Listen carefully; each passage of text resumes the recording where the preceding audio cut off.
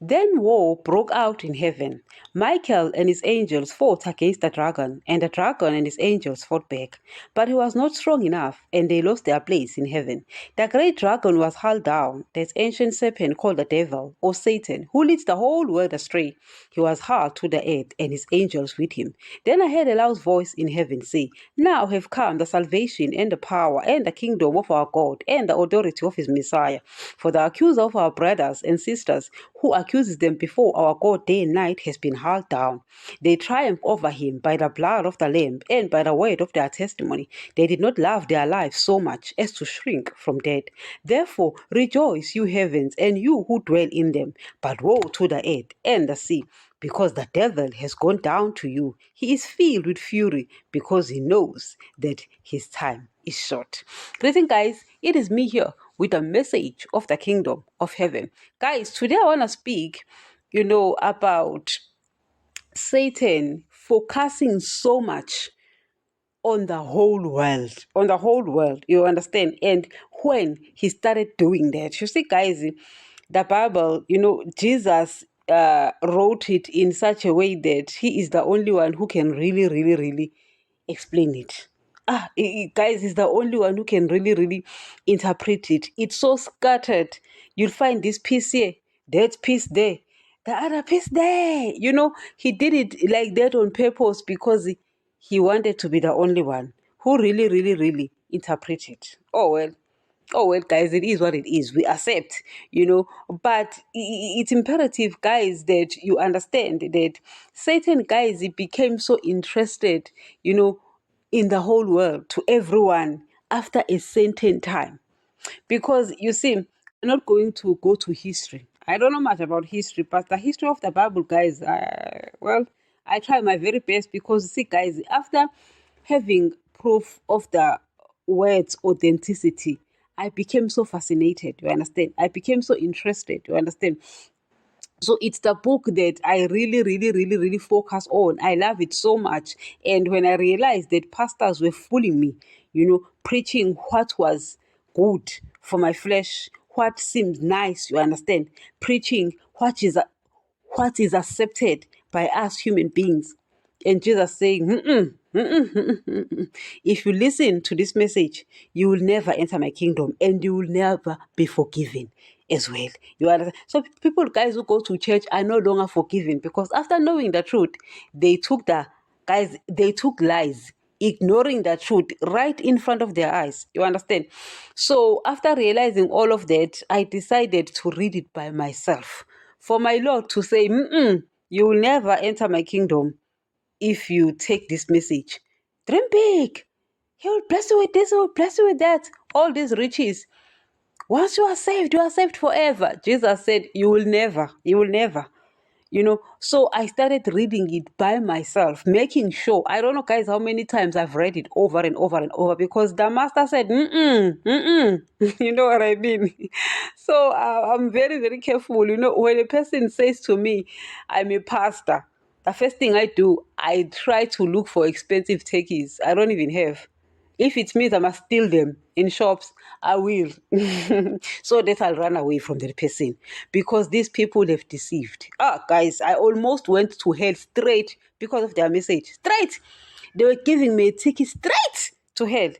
Guys, when someone gives you a ticket, straight, meaning you can't even stop somewhere and think they're giving you a ticket straight to hell. That's what pastors were doing. So when Jesus said, get out, you won't enter my kingdom. And guys, having proof of the Bible's authenticity, it's a whole different story because reading about it and having proof of it are two different things. You understand? So you become so fascinated. You become, like this crazy person, it's called blind obedience. You'll swear, guys, you'll swear. I'm telling you, because of that, so I fear, pastor. So you read the word by yourself. Don't even listen to me, please. I'm a human being, guys. I make mistakes, guys. I err. You understand? Read the word. That's why I always tell you, read the word. Because I'm going to stand in front of my Lord that day. And I don't want anyone to die at my watch. I don't want my Lord to say, you know what? You kept this person. This person is spiritually dead.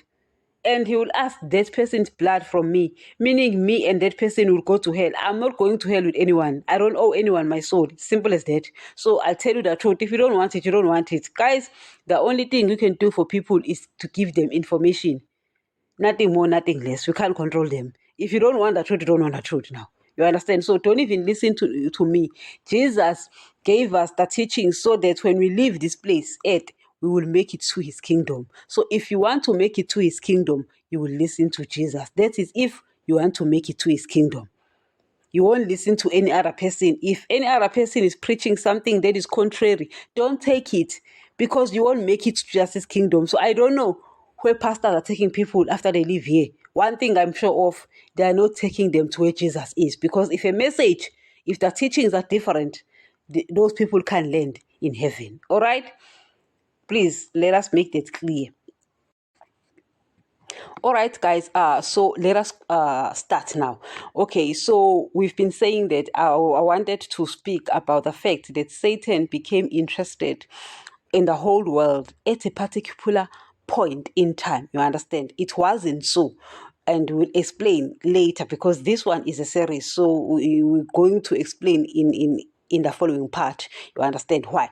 But right now, I want us to go to Genesis 3. Guys, you're not going to be tired of me now speaking about Genesis 3. You know, I speak a lot about Genesis 3. Why do I do that? You see, guys, when you read the Gospel of Matthew, you hear that the law was given to Moses, but grace and truth came with Jesus. And it says that he opened his mouth and uttered things hidden since the creation of the world. So to get the truth, you will hear it from Jesus when he spoke in parables and he told us those truths.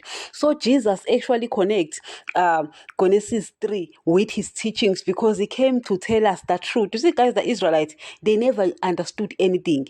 They didn't know anything. They were only given the laws. Don't do this, don't do this, do this, do this. So Jesus is coming now to explain how things went down right there. You understand, guys, in the beginning, because Jesus was there in the beginning. In the beginning was the Word was God, the Word was with God. So Jesus was there in the beginning. So he knows, he's the only one who can tell us the beginning.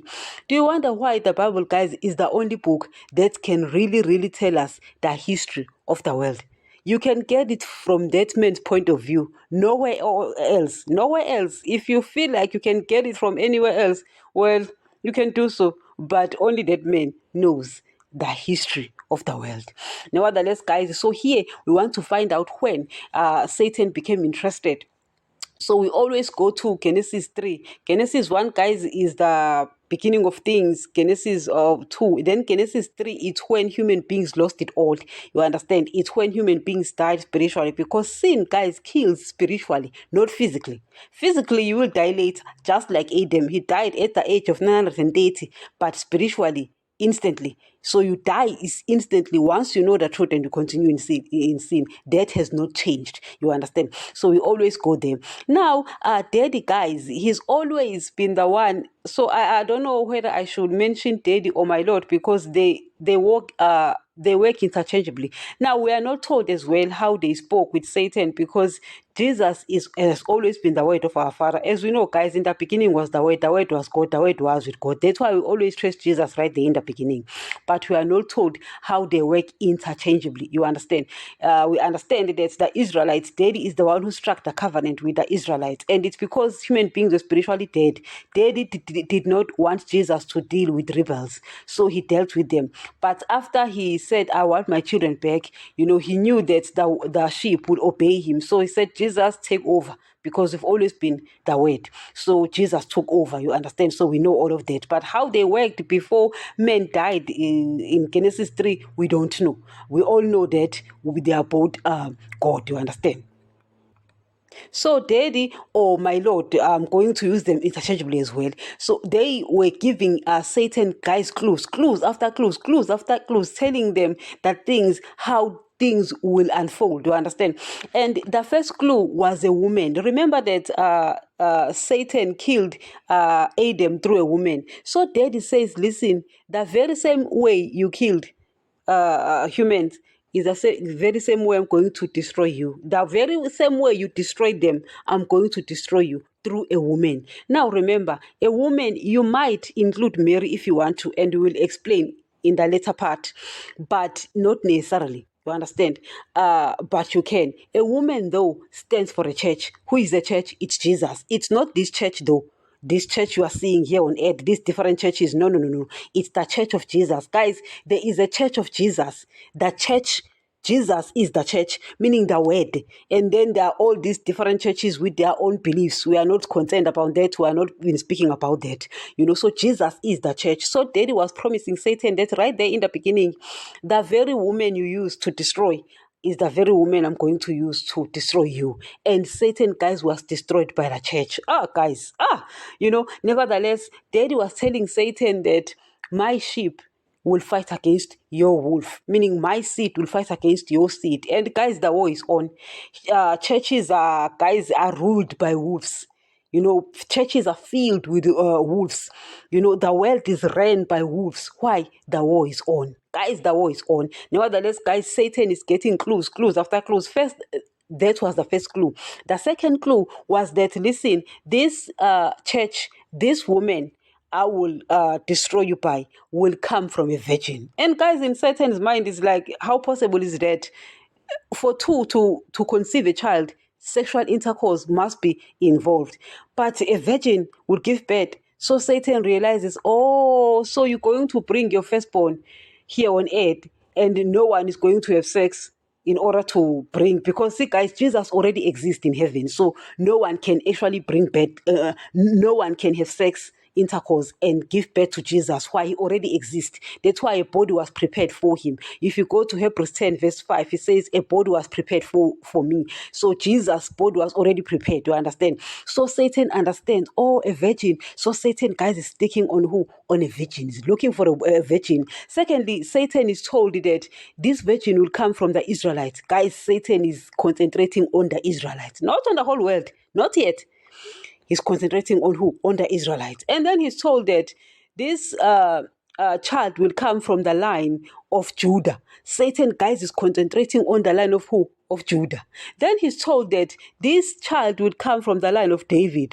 Guys, Satan is concentrating on the line of David until Jesus is born. You understand? You see, guys, if you go to Matthew, the beginning chapters of Matthew, it's either 2 or 3 down there, you find that Satan caused mayhem in Israel through Herod. When Jesus was born, Herod sent his cohort to go about killing every male children because he wanted to make sure that Jesus doesn't come here on earth. Jesus is not born, because Satan was already putting this piece of the puzzles together. What?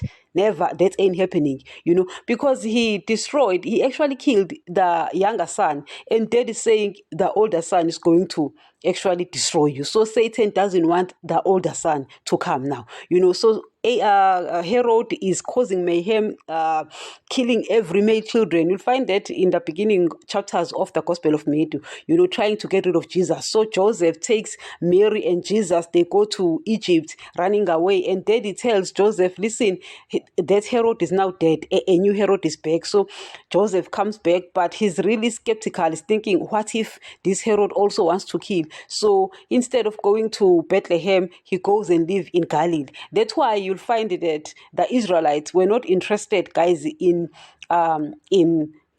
Jesus, because they thought a prophet is not supposed to come from Galilee now. And guys, rightfully so, you understand, because Jesus was supposed to come from Bethlehem, but now he's coming from Galilee. They did not go, guys. They should have went to where?